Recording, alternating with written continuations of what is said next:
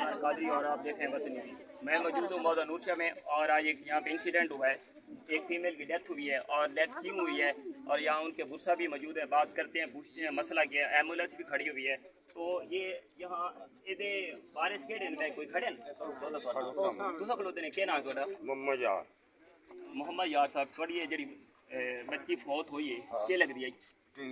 थोड़ी बेटी है? अच्छा, तो ये क्या मसला है भैया? मैं तो आया हूँ तो चलो भाई गलती कोई नहीं, ठीक है। तो आप तो मौजूद रमन बंदा ही कोई नहीं उन्होंने वेखा नजर आंदा कोई।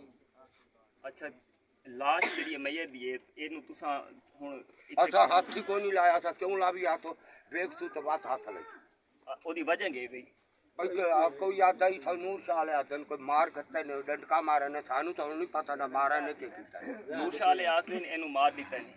एदा क्या इनु अस्पताल ले आते गए नहीं कोई ना? ओ रिपोर्ट न दे में ना सो रिपोर्ट न रोला करता फिर रिपोर्ट तड़ियो तो भाज के है की कोई नहीं खड़ा। ओ जेड़ा अपना डिस्चार्ज शीट है ओ तो पता है तनु वो तुसा देखिए। अच्छा आंदे हो पाए उन्हें दिखाई कोई नहीं का। अच्छा, इथे नाज़रीन यहाँ पे ये उनके वालिद हैं, इनका कहना ये है कि इनको ना मारा गया है और कुछ ये भी सुनने में आ रहा है कि इनको ना जहर दिया गया है। अगर जहर दी गई है तो इनका जो रिपोर्ट है, डिस्चार्ज शीट है, वो सामने आ जाएगी और पता चल जाएगा। हम ना पूछते हैं यहाँ के इनका जो देवर है या उसका जो ससुर है, क्योंकि उनकी वो बहू थी और उनकी डेथ हुई है, तो डेफिनेटली उसको दुख होगा, वो गम होगा। तो वो हम उनसे बात करेंगे, पूछते हैं। अभी हमने जो है देखें जो लड़की के गुस्सा है वो यहाँ पे मौजूद है, लेकिन जो लेके इसको रेफर किया गया था उसका जो ससुर है, उसका जो देवर है वो यहाँ पे मौजूद नहीं है। तो ये बड़ी सोचने वाली बात है कि रीज़न क्या है। यहाँ के जो मकामी लोग हैं, जो वसेब के लोग हैं, हम उनसे पूछेंगे कि वो इस मामले पे क्या कहते हैं, मसला आखिर क्या है।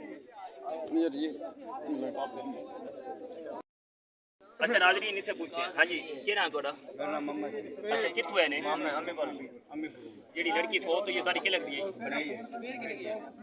आपने थोड़ा इधर मुंह के करें। अच्छा, तुसा ये गल करते पे ने कोई जहर दाने वाली गोलियां दी गल करते पे ने, एक है तुम किने सुने ने?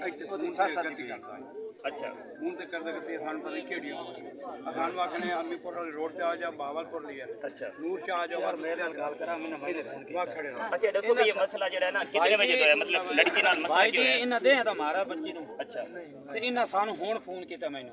बच्ची नु मारे ने तशद्दुद कीता ने? हां डंडा नाल मारे ने। अच्छा, ते इन्हां मैनू फोन कीता ते वाले साहब नु मैं चढ़ा ते आखे बिहाड़ी लाया।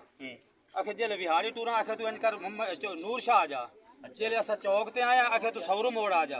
जेले सौरू मोड़ पहुंचा आखे तू ना खादर ते आ जा। खादर ते गए आखे बच्ची फौत हो गई। अच्छा, बच्ची कितने बजे वफात हुई? तानु केले खबर मिली है? सानू तो हुण खबर मिली है तकरीबन घंटा पहले। यानी कि अगर ये कितनी देर अस्पताल ले जाए गए तो कॉल नहीं की थी? मार तो बाद ही ना सानू चला देती। अच्छा अच्छा, मारा दिन दा इथे आ। ते मैंने ये दसो जेडी दी रिपोर्ट है डिस्चार्ज शीट, अगर डॉक्टर अगर इन जहर दिता ਅਸੀਂ ਇਹਨੂੰ ਮੈਂ ਆਖਿਆ ਜੀ ਰਿਪੋਰਟ ਨਾਲ ਲਈ ਆਵੇਂ ਇਸ ਆਖਿਆ ਕੋ ਮੈਨੂੰ ਫੋਨ ਦੇ ਉੱਤੇ ਮਾਈ ਤੇ ਉਹਦੇ ਘਰ ਵਾਲੇ ਅਸਰ ਰਿਪੋਰਟ ਲਈ ਆਨੇ ਹੁਣ ਸਾਡੇ ਮੱਥੇ ਨਹੀਂ ਲੱਗਦੇ ਬੱਚੀ ਛੱਡ ਕੇ ਚਲੇ ਗਏ। अच्छा नाज़रीन ये देखें, ये जो मामला है बड़ा कॉम्प्लिकेटेड है कि क्योंकि जो गुस्सा है ना इनके जो ससुराल वाले, उनको यहाँ पे होना चाहिए था। ये कैमरा मैन दिखाएंगे, एम्बुलेंस ये खड़ी हुई है और जो मैयत है, जो फीमेल की डेथ हुई है, वो एम्बुलेंस के अंदर ही है। और जो गुस्सा यहाँ के जो है इनका ससुर है, उसका जो देवर है, ये उनके लिए गम की बात है, उनको यहाँ पे मौजूद होना चाहिए था। लेकिन वो जो डिस्चार्ज शीट है उस पर मैंशन क्या होगा कि रीज़न क्या है कि पॉइजन दिया गया तो स्टमक वाश होगा, लेकिन वो यहाँ पे ये सारी चीज़ें जो शकूक व शबात में है। और हम जो है मुतालबा करते हैं कि इस DPO से कि वो जो है इस बात को जो है मेडिकल रिपोर्ट के लिए जो है वो करवाई जाए। और अगर ये इन्होंने जहर दिया है तो इनके लिए जो है जो मुजरिम है फिर उनको जो है सज़ा दी जाए, ताकि कोई भी किसी नेक्स्ट टाइम जो है किसी मजलूम पे कोई जुल्म ना करे। अच्छा, तो हम आखिर में एक पूछेंगे इनसे किसी मकामी से कि वाकई वो यहाँ पे हैं कि नहीं है। ये नाल वाले हैं